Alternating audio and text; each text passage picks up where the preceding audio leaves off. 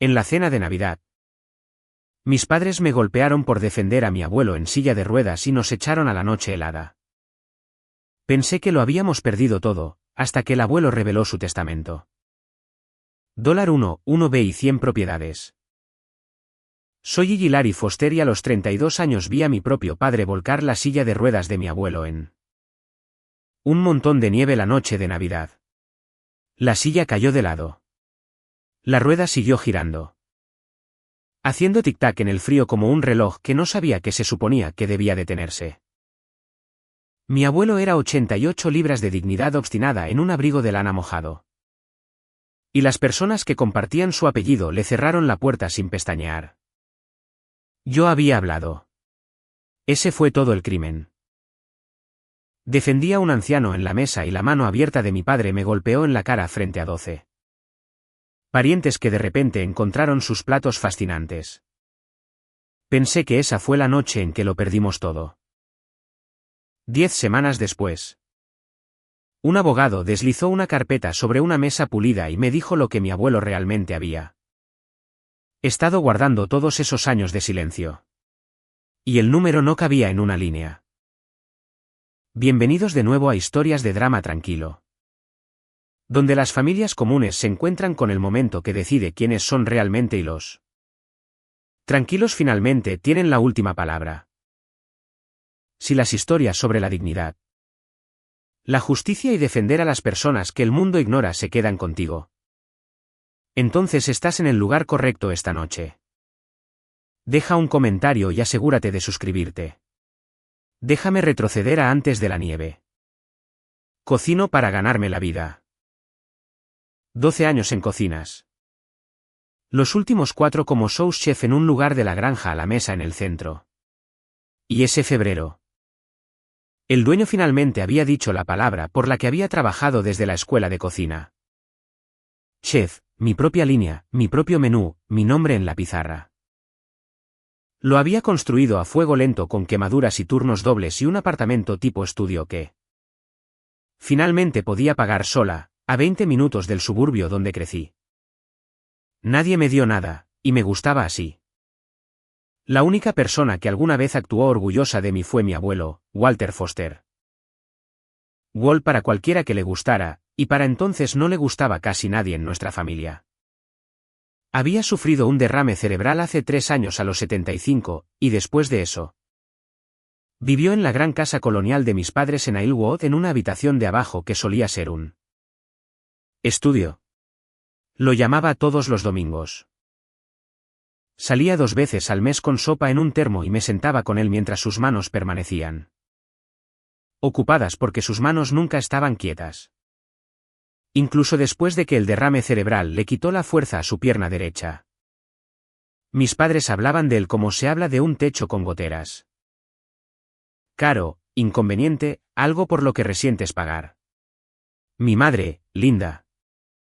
Suspiraba y mencionaba lo que costaba su cuidado como si lo llevara a cuestas cuesta arriba. Mi padre, Russell, principalmente salía de la habitación. No lo entendía entonces. Un hombre te cría, te alimenta, y lo tratas como una factura que no deja de llegar. Seguía pensando que tenía que haber una razón por la que un hijo pudiera mirar a su propio padre con tanto frío en los ojos. Había una razón. Me tomó décadas aprenderla.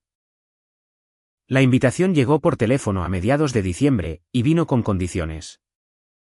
Mi madre llamó un martes mientras yo preparaba el servicio y fue al grano como siempre lo hacía.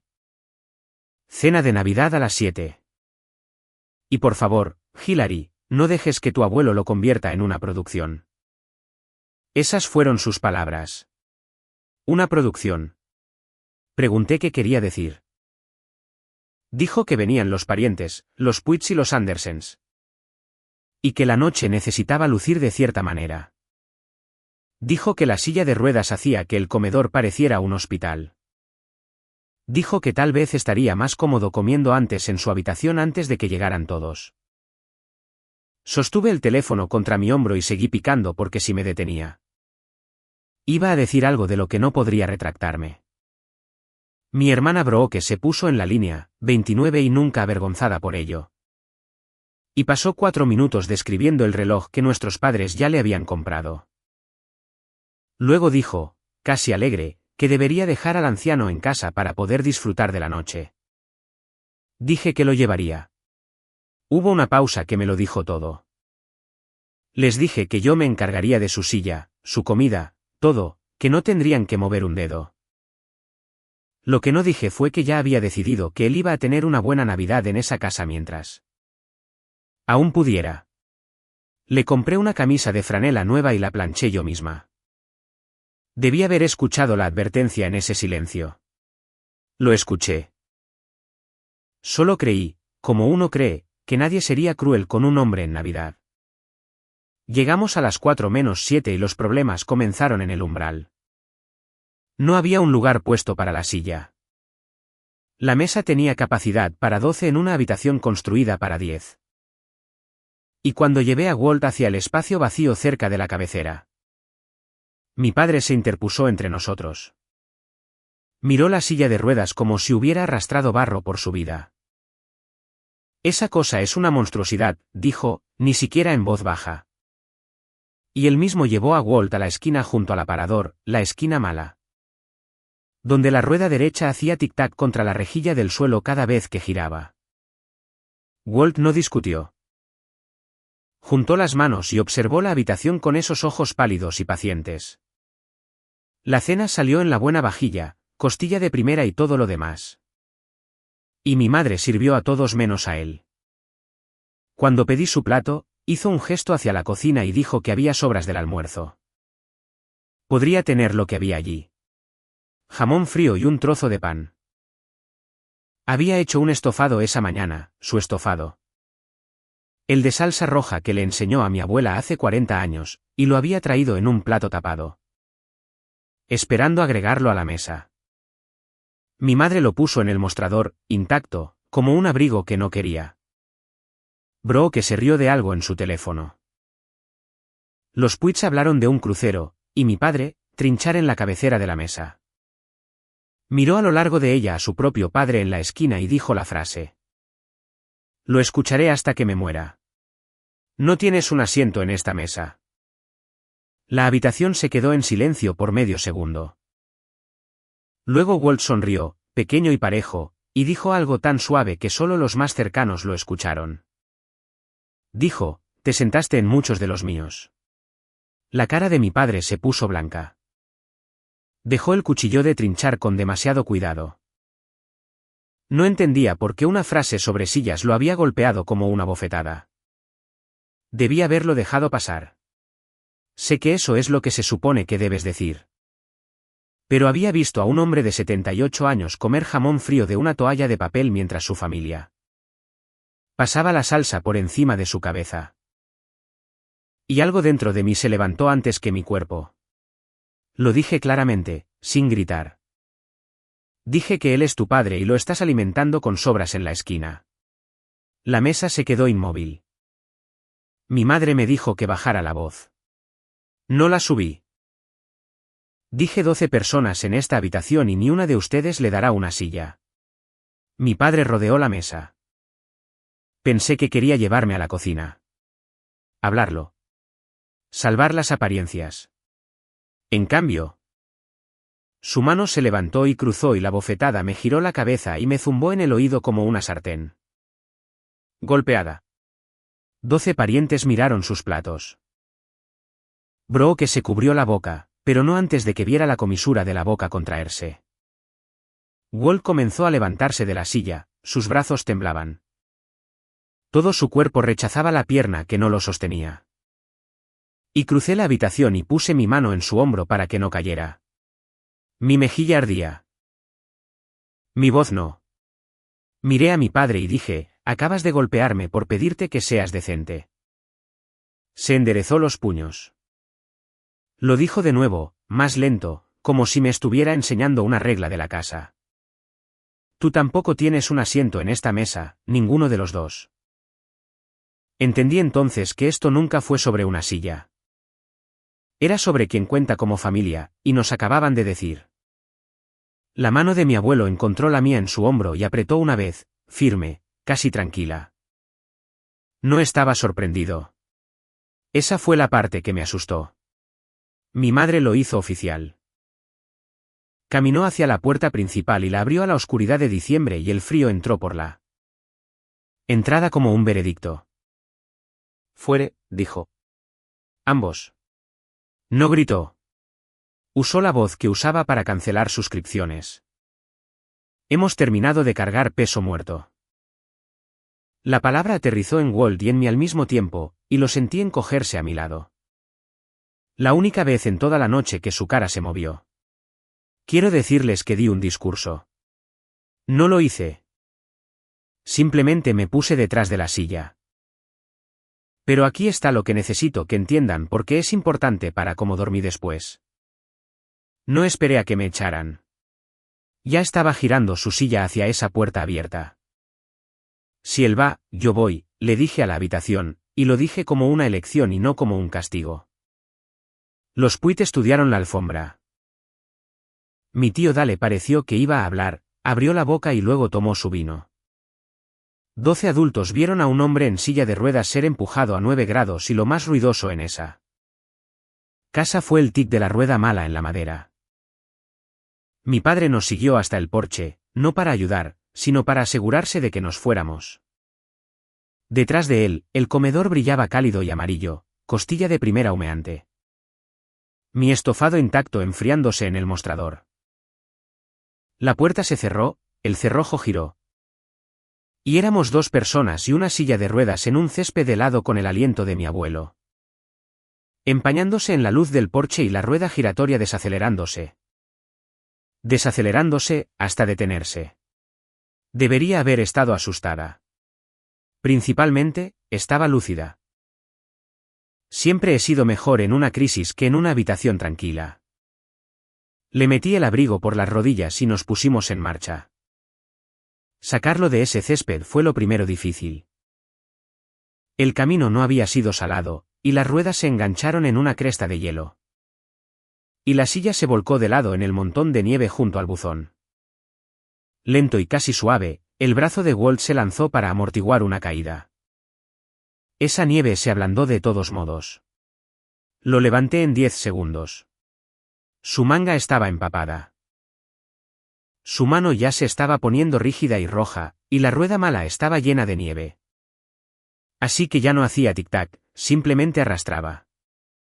Lo medio levanté, medio rodé los 40 pies hasta mi coche. No pesaba casi nada. Eso es algo de lo que nadie te advierte. Lo ligeras que se vuelven las personas que te criaron. Lo metí en el asiento del pasajero, doblé la silla en el maletero. Encendí la calefacción y le puse mis propios guantes en las manos, dedo por dedo. Mientras él me decía con los dientes castañeando que estaba perfectamente bien y que yo conducía. Demasiado rápido. No conducía demasiado rápido. Conduje los 20 minutos de regreso a mi apartamento por carreteras convertidas en cristal. Y le hablé todo el camino de nada, del menú, de la nieve. De un cocinero que había renunciado solo para mantenerse despierto. Lo subí un piso porque la silla no cabía en el giro de la escalera. Volví a por la silla y lo metí en mi cama bajo todas las mantas que tenía.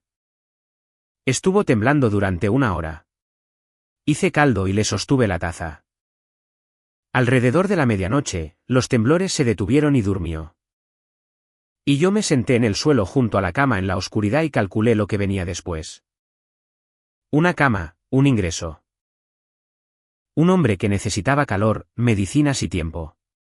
No lloré. Hice una lista. Aún no lo sabía, pero el frío de esa noche ya se había instalado en su pecho. Y un reloj había empezado a correr. Nos apañamos una vida en un apartamento de 400 pies. Le di la cama y yo me quedé con el sofá, diciéndole que era bueno para mi espalda. Una mentira que él me dejó decir. Por las mañanas, lo ayudaba a lavarse y vestirse antes de mi turno. Por las noches. Volvía a casa oliendo a parrilla y lo encontraba junto a la ventana con una tira de pino de desecho. Y su navaja de bolsillo. Sus manos moviéndose como siempre, pelando finas virutas de madera sobre un periódico doblado. El primer fin de semana, finalmente arreglé esa rueda mala. El rodamiento estaba gastado, lo había estado durante meses.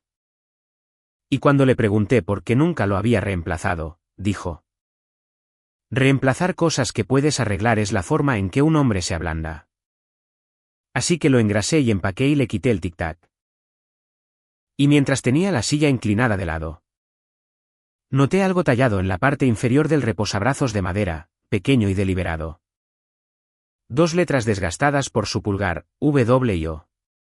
Le pregunté qué significaba, dijo, un viejo hábito. Y cambió de tema a si había salado suficiente el caldo. Esa noche terminó lo que había estado tallando y lo puso en el alféizar de la ventana. Un pájaro, un pequeño reyezuelo, regordete e inclinado, a medio salto. Tan vivo que parecía listo para regañarme. Lo había visto tallarlos toda mi infancia, y nunca se me ocurrió preguntarme por qué. Había docenas de ellos, una vez en estantes en casas que ya no visitábamos. Lo giró entre sus dedos y lo miró un largo momento. La forma en que se mira una fotografía. W. Pensé en reyezuelo y algo. Lo dejé pasar. Cuando estás lo suficientemente cansado, las cosas más extrañas dejan de parecer extrañas. No tenía idea de que estaba viviendo en medio de la respuesta a una pregunta que aún no había hecho. El dinero escaseó rápidamente. Como suele ocurrir cuando el sueldo de una persona tiene que estirar para 2 vidas. Los medicamentos de Walt costaban $400 al mes, incluso con la tarjeta de descuento. Y su antiguo plan se había enredado de alguna manera con el hogar de mis padres. Así que, por un tiempo, pagué en efectivo y organicé el papeleo más tarde. Tomé turnos de brunch en mis 2 días libres. Dejé de comprar café afuera, lo que suena insignificante hasta que lo haces durante 6 semanas. Lo de ser la persona confiable es que nunca aprendes a pedir ayuda y yo no lo hice. Mis amigos me habrían prestado dinero. Nunca les dije que lo necesitaba. Le dije al restaurante que tenía una situación familiar y mantuve mis horas y mi boca cerrada. Y hice un presupuesto al dólar en una mesa plegable después de que Walt se durmió. Mi madre llamó una vez a principios de enero. No para disculparse, sino para hacer una oferta, como ella lo llamó. Dijo que la habitación de invitados todavía estaba abierta. Dijo que podía volver, recuperarme, que todo el mundo hace escenas en las fiestas. Y luego, como un pensamiento tardío, dijo que la habitación era para mí, solo para mí. Si abandonas al viejo, dijo, puedes volver a casa. Me quedé en mi cocina con una olla de su estofado en la estufa. Y pensé en la palabra abandonar como si fuera un mueble dejado en la acera. La comodidad no vale lo que estás cobrando por ella, le dije, y colgué. No colgué de golpe. No soy de las que cuelgan de golpe. Simplemente dejé el teléfono y removí la olla y miré a un hombre dormido en mi cama que nunca me había hecho sentir una carga. Y entendí que ya había elegido la vida más cara, y que la volvería a elegir. La primera grieta en lo ordinario llegó en una ferretería. Había llevado a Walt conmigo para comprar almohadillas de fieltro y una nueva rampa de umbral para que la silla pasara por la puerta del baño. Y estábamos en el pasillo de la madera porque él quería sentir el roble. Pasar el pulgar por la veta y decirme que tablas mentían sobre su calidad. Un hombre mayor con una chaqueta de lona se detuvo al final del pasillo y simplemente miró. De unos 60 años, curtido, con el tipo de manos que han sostenido herramientas durante 50 años. Miró a Walt durante un buen rato, luego dio un paso más y dijo, «¿No eres tú?» Se detuvo. Dijo, «No, no puede ser». Sacudió la cabeza para sí mismo y casi se rió. «Lo siento», dijo. «Te pareces exactamente a un hombre para el que trabajé hace una vida. El mejor en el negocio». Y luego simplemente desapareció. El hombre esperó como si dejara una puerta abierta. Walt sonrió, amigable y plano, y dijo, «La gente me dice que tengo ese tipo de cara». El hombre asintió lentamente, no convencido, se inclinó el sombrero y siguió adelante. Lo vi irse y luego miré a mi abuelo, que se había interesado mucho en un trozo de roble rojo. ¿Quién creyó que eras?, pregunté. Walt dejó la tabla. Nadie, dijo. Hace mucho tiempo. No me miraba a los ojos. Y Walt siempre me miraba a los ojos. En el camino de regreso a mi apartamento, seguía mirándolo de reojo. Este hombre frágil en el asiento del pasajero que una vez había hecho que un extraño se detuviera en seco en un pasillo de madera. Y sentí la primera pequeña punzada de una pregunta. ¿El mejor en el negocio de qué? Lo dejé pasar. Tenía un turno doble esa noche y un hombre al que alimentar primero, pero la punzada no desapareció. Algunas preguntas. Una vez que las notas, simplemente te esperan. Mi familia no se quedó en silencio. Eso habría sido una misericordia. En cambio, mantuvieron un goteo constante. Lo suficiente para recordarme dónde estaba la puerta si alguna vez quería volver. Brooke me envió una foto del reloj en su muñeca con una leyenda que decía: disfruta de tu caso de caridad. Mi madre envió un largo mensaje sobre cómo estaba tirando mi vida por un hombre que no duraría él. Año, enmarcado como preocupación, afilado como un cuchillo debajo de las palabras suaves. Mi padre no dijo nada, lo cual de él era su propio mensaje. Durante 3 días, no respondí nada. Y luego Brooke llamó y llegó a mi buzón de voz y dejó 30 segundos que nunca olvidaré. Él no es nada, dijo como si estuviera corrigiendo mis matemáticas. Elegiste nada sobre nosotros. Me senté con eso por un rato. La antigua yo, la que manejaba a todos, habría devuelto la llamada e intentado explicar. Intentado ser comprendida. Pero no puedes razonar a alguien que disfruta del desprecio. Así que hice lo único limpio. Bloqueé su número, luego el de mi madre, luego el de mi padre, uno tras otro. Y el apartamento se volvió más silencioso y de alguna manera más fácil de respirar. Walt me vio hacerlo desde la cama. No tienes que pelear con ellos por mí, dijo. Le dije que no estaba peleando con ellos. Simplemente había terminado de entregarles mis tardes. Él asintió lentamente y volvió a su reyezuelo. Quiero hacer una pausa aquí un segundo porque si alguna vez te has sentado en una mesa donde personas que comparten tu sangre te vieron sufrir y no dijeron nada. Entonces ya entiendes por qué no pude alejarme de él. No le debes lealtad a personas que solo la ofrecen bajo condición. Quédate conmigo porque lo que mi abuelo llevaba en silencio lo cambia todo lo que viene después. Si esto te está llegando, suscríbete para que el resto de la historia te encuentre. Walt comenzó a hablar más a finales de enero. Como lo hace la gente cuando las noches se alargan y el cuerpo se ralentiza. Principalmente historias, y la mayoría de ellas eran sobre madera. Me habló de un taller que dirigió en los años 80. El olor a arce recién cortado, los hombres que trabajaban las ensambladoras. Una empresa que había construido desde un garaje de 2 hombres hasta algo con su nombre en él. Lateral de un edificio. Foster & Sons, dijo, y su boca se tensó al decir la palabra hijos. Le pregunté qué había pasado con ella. Estuvo en silencio un rato, pelando una viruta de pino. Luego dijo, el año en que se lo llevaron todo, como si fuera el nombre de una estación. Le pregunté quién se lo había llevado. Miró al reyezuelo cobrando vida en sus manos y no respondió eso. En cambio, dijo lo que diría 3 veces más antes del final. Lo que se me ha grabado desde entonces. Pueden llevarse lo que construyes, dijo. Nunca lo que eres. Pensé que era el tipo de sabiduría suave que dan los ancianos para que los jóvenes se sientan mejor. En un mundo difícil. Le dije que era una bonita forma de pensar. Él me sonrió como si hubiera pasado por alto algo obvio, lo cual había hecho. Y puso el reyezuelo terminado en el alféizar junto a los demás. Ya había 5 allí, una pequeña bandada mirando por la ventana. Me dijo que su padre le había enseñado a tallarlos. Que un reyezuelo es el pájaro más ruidoso para su tamaño. Que nadie lo respeta hasta que abre la boca. Me reí. Él no. Estaba mirando a los pájaros, y había algo en su cara que no podía nombrar. Algo que no era arrepentimiento ni dolor, pero que vivía en el mismo barrio. El año en que se lo llevaron todo. Debí haberle preguntado de nuevo. No lo hice.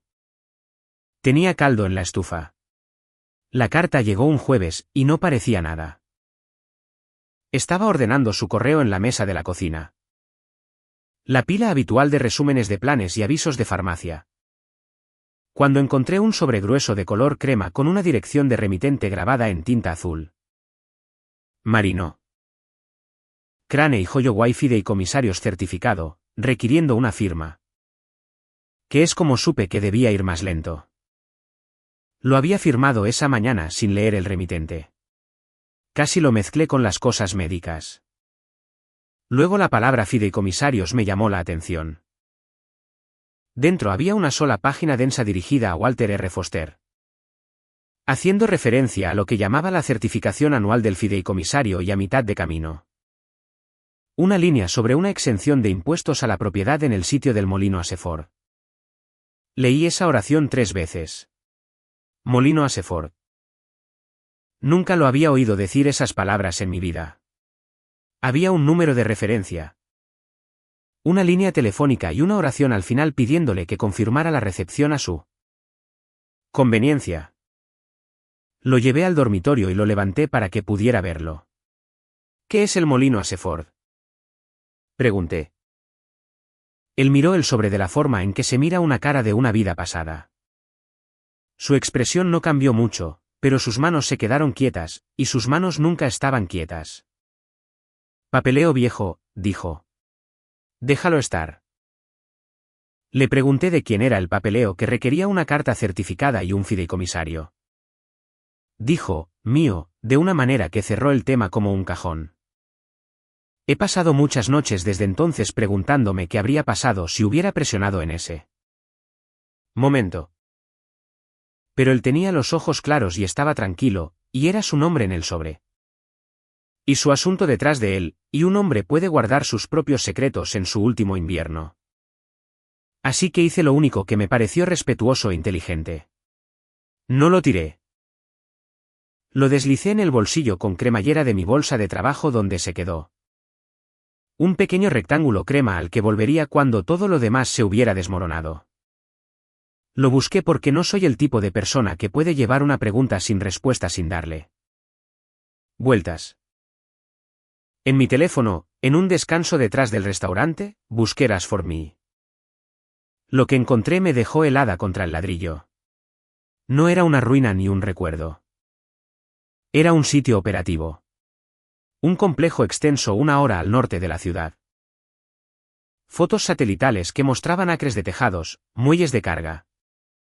Un estacionamiento lleno de autos en un día laborable. Un fabricante de muebles y artículos para el hogar, decía el anuncio. Aunque el nombre de la marca en la señalización estaba borrado en los registros públicos bajo una sociedad holding. Me quedé allí con grasa en el delantal e intenté encajar esa imagen con el hombre dormido en mi cama. Que no podía pagar sus propias pastillas. No encajaba. Volví a casa esa noche y le pregunté una vez más con suavidad, con claridad. Le dije. Asmí es real. Es enorme y lleva tu nombre en una carta de fideicomiso. Le dije que si estaba en algún tipo de problema o le debía algo, quería ayudar. Me tomó la mano y su agarre era más fuerte de lo que debería ser. Hillary, dijo, no estoy en problemas. Estoy exactamente donde elegí estar. Luego me pidió que lo dejara en paz. No como un desaire, sino como una petición, de un adulto a otro. Y aquí es donde quiero ser honesta contigo sobre por qué no destrocé el mundo para averiguar más. Estaba en su sano juicio, más lúcido que yo en un buen día. Era su nombre y su negocio y su elección. Y fuera lo que fuera, era suyo para guardar, no mío para desentrañar. Así que lo dejé descansar. Me dije que habría tiempo para entenderlo más tarde. Eso fue lo único en lo que me equivoqué. No quedaba mucho después. Hubo un buen día a principios de febrero, y lo conservo. Mi único día libre en 3 semanas, sol sobre la nieve. Y decidí cocinar como cocino cuando nadie me paga. Hice su estofado, el de verdad. El de paleta de cerdo con salsa roja que tarda 5 horas y no se puede apurar. La receta que le enseñó a mi abuela en 1981, y ella me la enseñó antes de fallecer. Lo doré a fuego lento mientras él se sentaba en la mesa de la cocina dirigiéndome como un hombre que nunca había perdido una discusión sobre comida en su vida.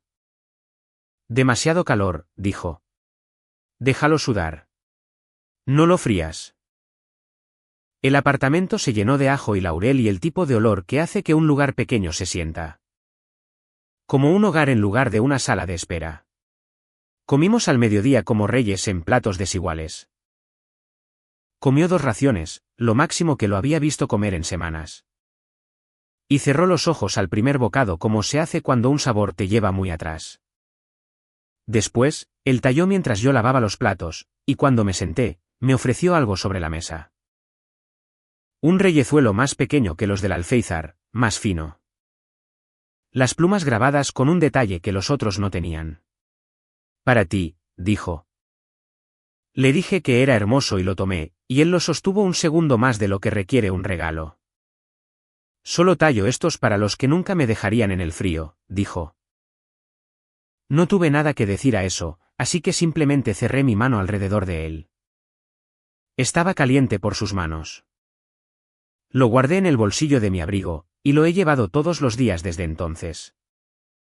No sabía que ese pajarito estaba a punto de convertirse en el objeto más importante de mi vida.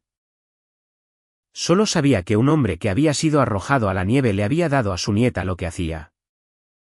Para la gente en la que confiaba, y que era lo más rico que jamás había sentido.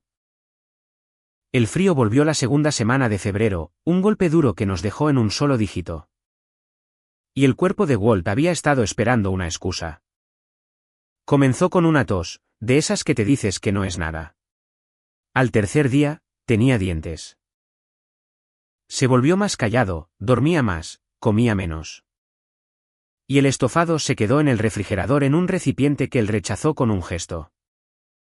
Conocía la forma antes de admitirlo. Había visto a mi abuela irse de la misma manera. La lenta reunión, el cuerpo decidiendo. Pedí 2 turnos libres y me senté con él, y él insistió en que estaba bien. Que había soportado inviernos más fríos que este. Pero su color era incorrecto, un gris debajo de la piel. Y cuando buscó el agua en la mesita de noche, su mano la falló por 1 pulgada. La noche en que le subió la fiebre, no discutí conmigo misma. Llamé a una ambulancia. Mientras esperábamos, preparé una bolsa, sus pastillas, sus gafas, la camisa de franela nueva. Y casi sin pensar. Metí el pequeño reyezuelo en el bolsillo lateral y el sobre de la fideicomisaría después. Las 2 cosas que no pertenecían a una bolsa de hospital. Porque una parte de mí ya entendía que quizás no volveríamos a casa juntos. Agarró el reposabrazos desgastado de la silla mientras los paramédicos lo levantaban. Su pulgar encontrando esas 2 letras talladas por costumbre, W y O. Como otro hombre podría tocar la medalla de un santo. La rueda mala hizo tic-tac una vez contra el marco de la puerta al salir. Cerré el apartamento y seguí las luces. Y durante todo el trayecto, mantuve mi voz firme en el teléfono con el hospital, profesional. Tranquila, una mujer que es buena en una crisis. Fue solo en un semáforo en rojo, sola, que me permití decir la verdad en voz alta al coche vacío. Todavía no, por favor. Todavía no. Llegaron al hospital, lo que me sorprendió hasta que lo entendí.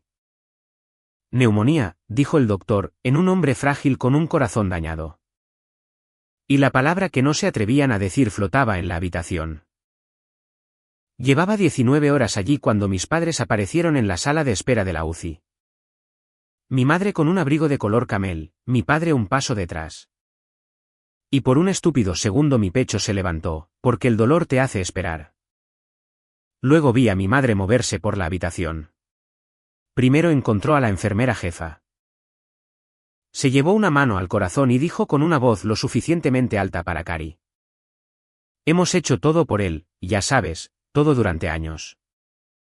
Preguntó sobre la política de visitas lo suficientemente alto como para que la familia de enfrente escuchara cómo sonaba una nuera devota. Mi padre estaba junto a la ventana y miraba su teléfono. Ninguno de los dos me hizo una sola pregunta sobre el estado real de Walt, su oxígeno, sus medicamentos, la conversación sobre la DNR que el doctor y yo ya habíamos tenido. Preguntaron quién más venía. Preguntaron con cuidado si estaba lúcido, si había estado diciendo algo. Y esa pregunta resultó extraña, demasiado específica. Un anzuelo disfrazado de preocupación. Les dije que estaba durmiendo. Mi madre me apretó el brazo delante de la enfermera y murmuró que las familias sanan en momentos como estos. Y luego, cuando la enfermera se alejó, me soltó el brazo y soltó la calidez con él y me preguntó dónde estaba su papeleo. ¿Su qué? Dije. Sus asuntos, dijo ella, alisándose el abrigo. Alguien tiene que ser práctico, Hilary. Miré a esta mujer que actuaba como si amara a una audiencia de extraños mientras su suegro luchaba por respirar a 20 pies de distancia, y entendí que no habían venido a despedirse. Habían venido a hacer inventario. Todavía no sabía qué estaban contando, pero sabía que no era a él. Se despertó en la madrugada, lúcido como una campana. Como los moribundos a veces emergen para una última marea de lucidez. Las máquinas zumbaban. Mis padres se habían ido a un hotel. Estábamos solo nosotros. Me pidió que subiera a la cama para que pudiera verme bien, y lo hice. Me miró durante mucho tiempo. Luego buscó mi mano y me apretó algo en ella. Y me di cuenta de que me había hecho traer sus cosas a la cabecera de la cama. El reyezuelo y el sobrecrema, y me los estaba devolviendo con un propósito. Mantén esto junto, dijo. Empecé a decir algo suave, y me detuvo. Escucha, dijo. Cuando esto termine, y está casi terminado. No luches contra ellos en el funeral. No discutas sobre flores ni quién habla. Déjalos que hagan. ¿Ruido?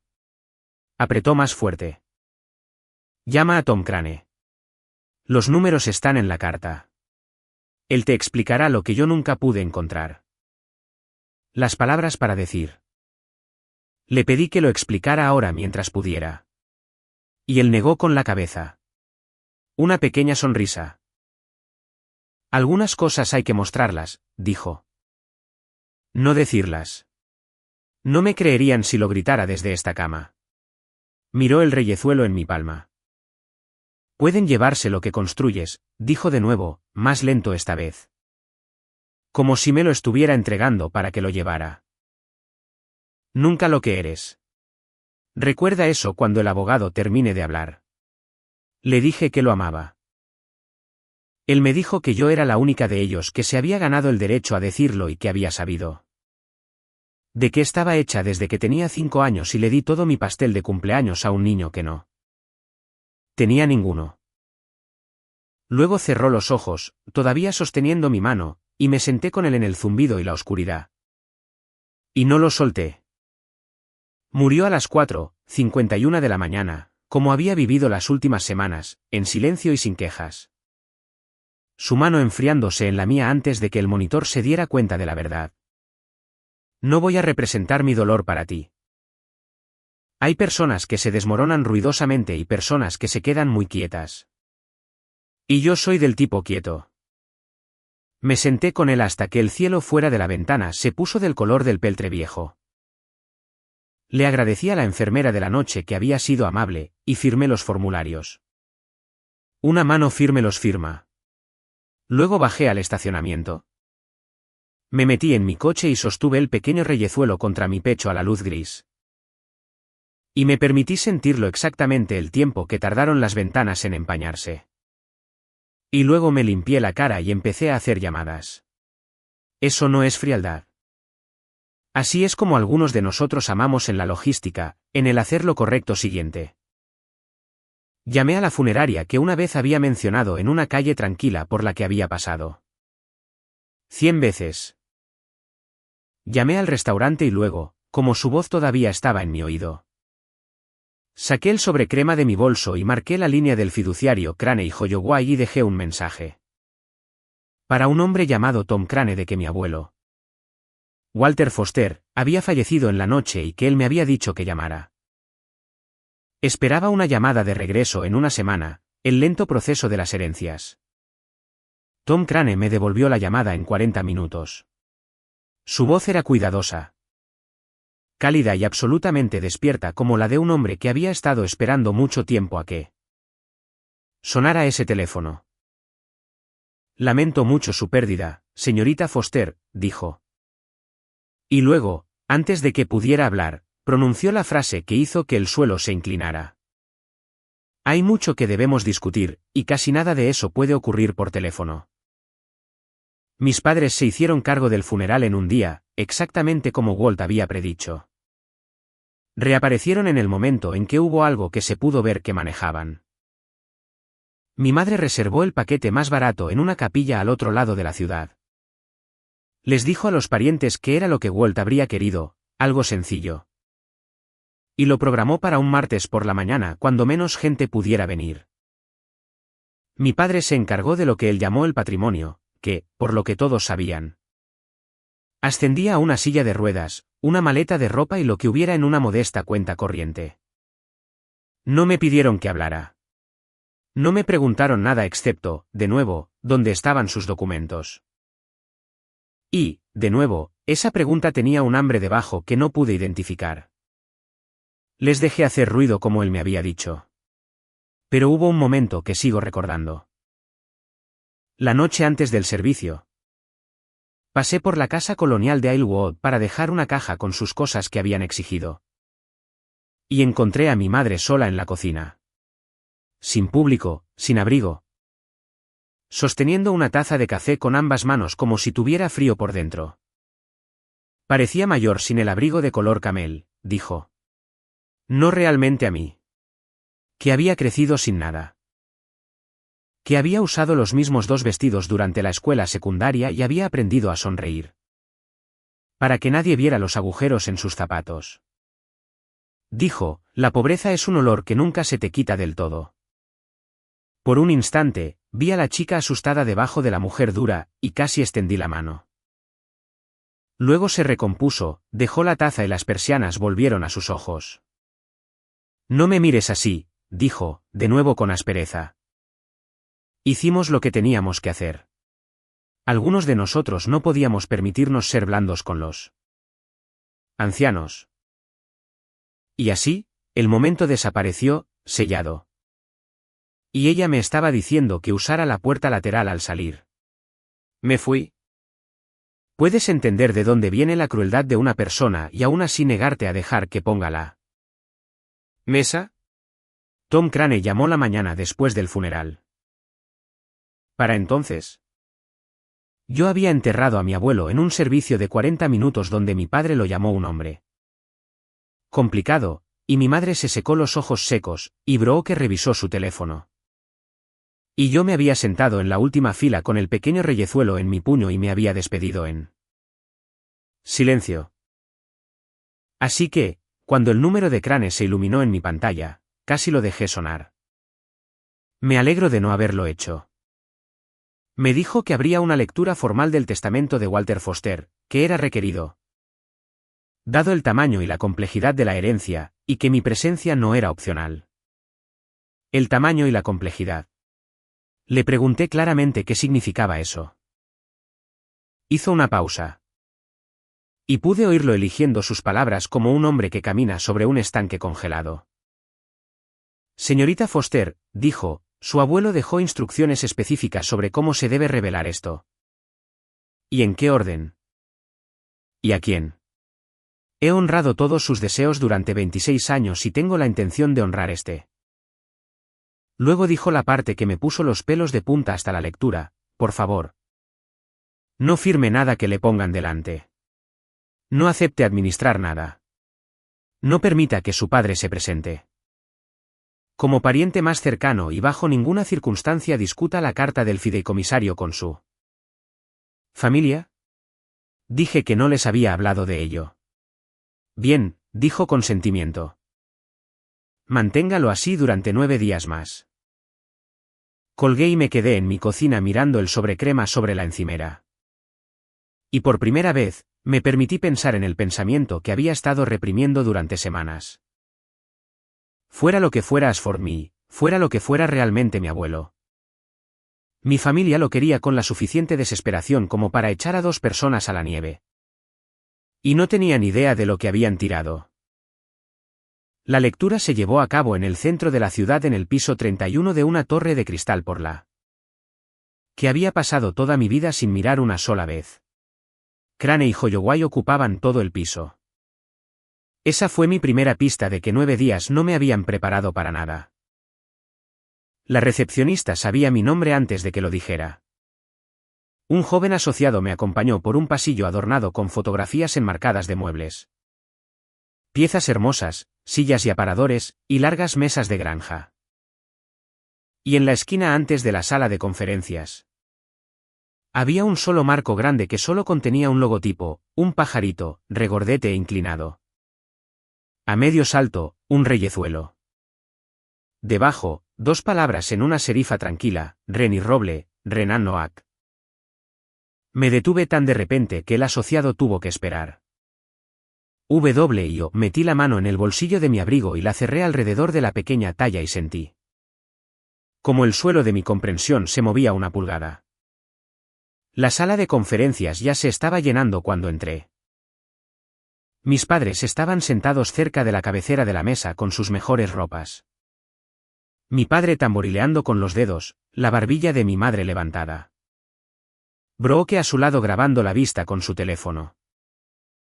Y allí, al otro extremo, con un traje gris que ya no le quedaba del todo bien, estaba Gerald Bass. Conocía el nombre como se conoce un nombre de viejas discusiones escuchadas a través de las puertas. El que fue socio de mi padre, el abogado. Un hombre cuyo nombre había hecho que la boca de Walt se tensara 1 o 2 veces. Bass parecía que preferiría estar en cualquier otro lugar de la tierra. No dejaba de aclararse la garganta y mirar la puerta. Mi familia pensó que habían venido a dividir una maleta y una cuenta corriente. Se vistieron para una formalidad. En la cabecera de la mesa. Un hombre mayor en mangas de camisa cuadró una carpeta gruesa contra la madera y miró por un segundo. El espacio vacío junto a su silla donde alguien había traído una vieja silla de ruedas familiar. Tom Crane. Me miró a los ojos y asintió levemente. Luego comenzó. Tom Crane no alzó la voz ni una sola vez en los siguientes 20 minutos, y no tuvo que hacerlo. Se presentó como el fideicomisario y asesor personal de Walter R. Foster durante 26 años. Dijo que leería el patrimonio en el acta en el orden que su cliente había instruido. Y pidió que las preguntas se guardaran. Mi padre dijo con una pequeña risa que no creía que esto necesitara mucho tiempo. Crane lo miró por un momento y luego abrió la carpeta. El patrimonio de Walter R. Foster, leyó. Consiste principalmente en su interés de propiedad exclusiva en Renan Noack Incorporated. Un fabricante de muebles para el hogar de propiedad privada, junto con su sociedad holding matriz. Renoldins LLC. Pasó una página. Según la valoración auditada más reciente, dijo.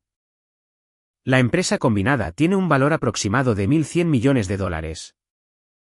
La sala no jadeó. Se quedó en silencio de una manera que es más ruidosa que cualquier jadeo. El silencio de cada persona haciendo las mismas matemáticas imposibles a la vez. La barbilla de mi madre bajó. Brooke bajó su teléfono. Los dedos de mi padre dejaron de tamborilear. $1.100 millones, repitió Crane uniformemente en caso de que alguien lo necesitara 2 veces. Continuó. El patrimonio incluye además la propiedad inmobiliaria en poder de Renoldins, que comprende 100 parcelas en 11 estados, sitios de fabricación, salas de exposición, almacenes y el complejo insignia de As for Me. Levantó la vista. Muchos de ustedes, dijo con suavidad, Tienen muebles en sus casas que su abuelo y su suegro construyeron. Simplemente nunca supieron que su nombre estaba en ellos. Lo dejó reposar.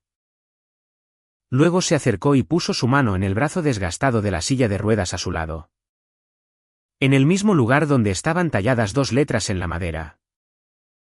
Y dijo, esta silla, que insistió en que colocara aquí hoy, lleva su marca W&O. Está tallada en cada pieza que su empresa ha fabricado durante 25 años.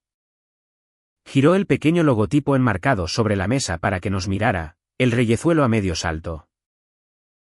Y esta, dijo. Su marca antes de que tuviera una empresa. El pájaro que talló a mano y que solo dio a las personas en las que confiaba.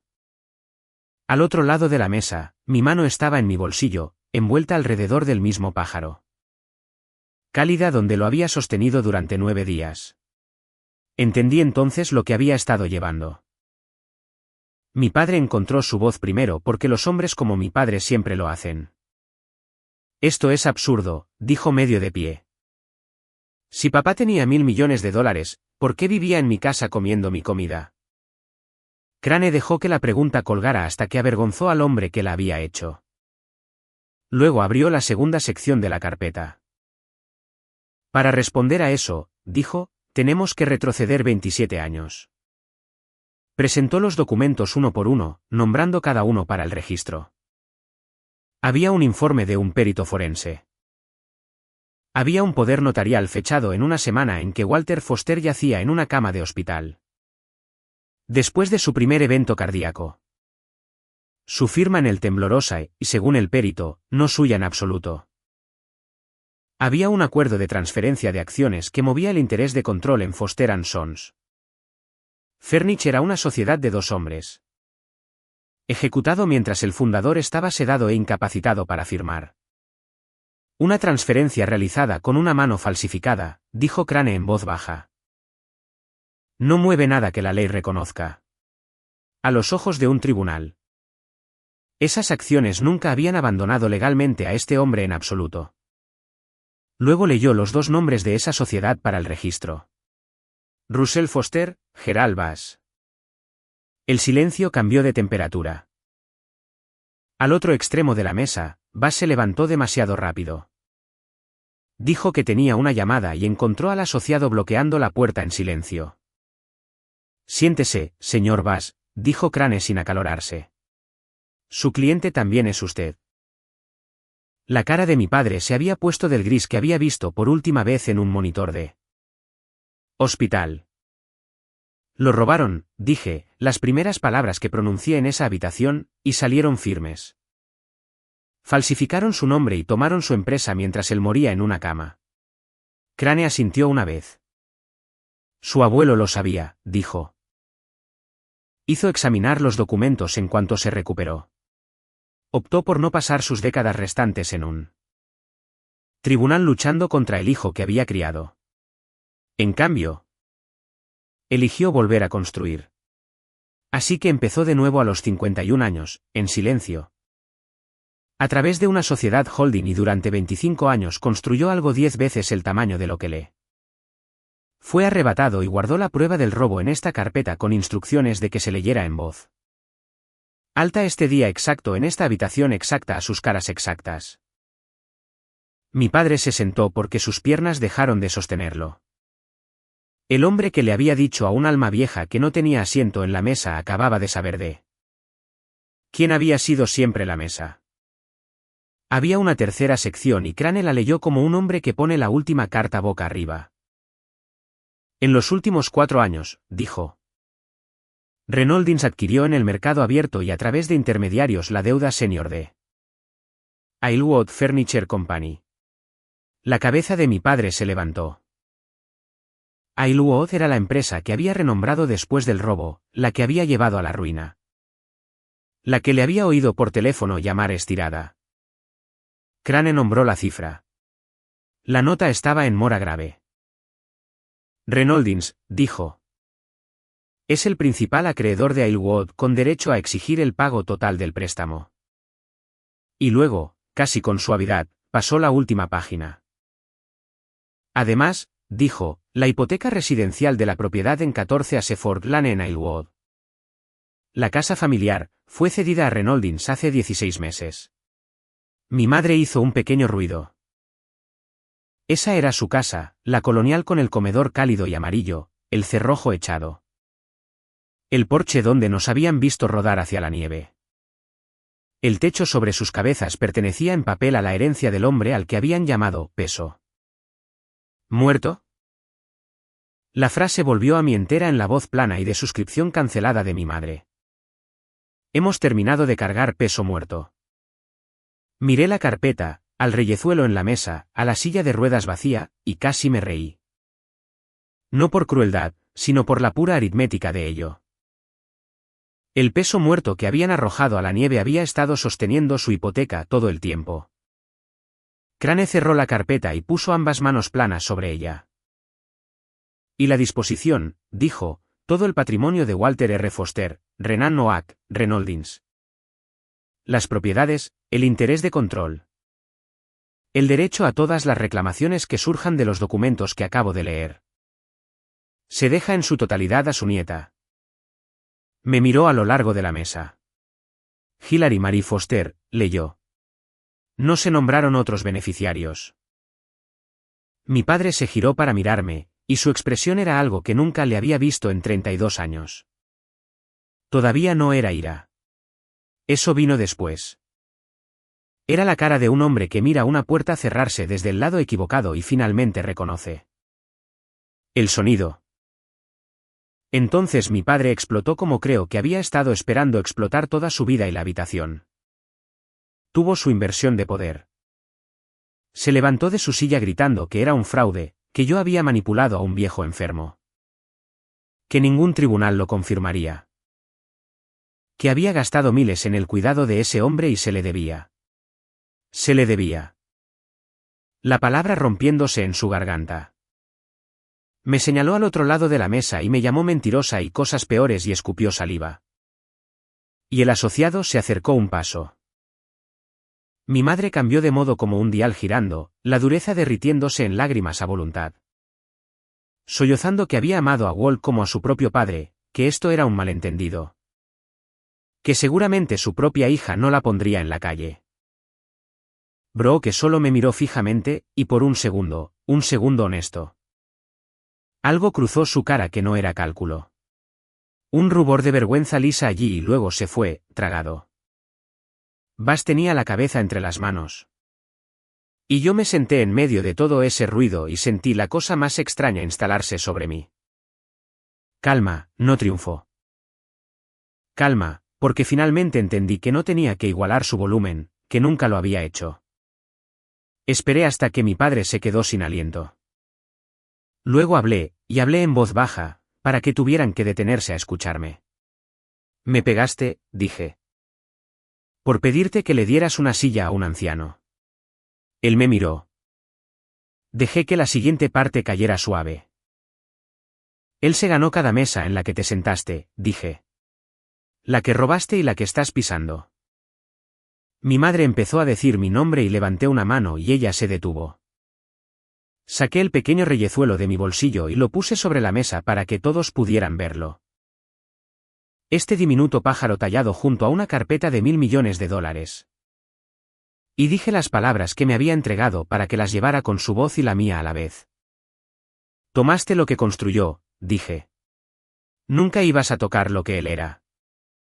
Nadie me respondió porque no había respuesta. El hombre más ruidoso de la habitación se había quedado en silencio. Y la mujer callada en la esquina tenía la palabra. Tom Crane me miró con algo que podría haber sido orgullo. El tipo que siente un hombre al terminar un trabajo sobre el que hizo una promesa hace mucho tiempo. Ahora, dijo a la sala, discutimos qué pasa después. Lo que sucedió después no fue venganza en el sentido usual de la palabra. Había tenido 9 días y toda una vida para decidir qué tipo de persona ser en esta mesa. Y decidí ser la suya. Así que lo hice a través de la ley, limpiamente, como él lo había hecho todo. Le dije a Crane que remitiera el expediente forense al fiscal de distrito y al colegio de abogados. del Estado y que dejara que los fiscales decidieran qué años aún estaban a su alcance. Una falsificación de 3 décadas de antigüedad es algo difícil de imputar. El abuso financiero de ancianos de los últimos años no lo es, y mi padre les había dado mucho. Luego hice que Crane presentara la acción civil que más importaba. Una firma falsificada no transfiere nada. Así que, en derecho, esas acciones originales nunca habían salido de mi abuelo. Y el patrimonio procedió a deshacer el robo por fin. La nota sobre Aylwood la dejé en pie y la cobré legalmente a tiempo. Y la hipoteca de la casa en Aylwood no la perdoné. Pero hice una oferta a través de Crane por escrito a mi madre sola. Un modesto apartamento pagado por 2 años, un aterrizaje suave que ella no merecía. Y que yo extendí de todos modos porque la crueldad no era la herencia que quería. Ella la rechazó.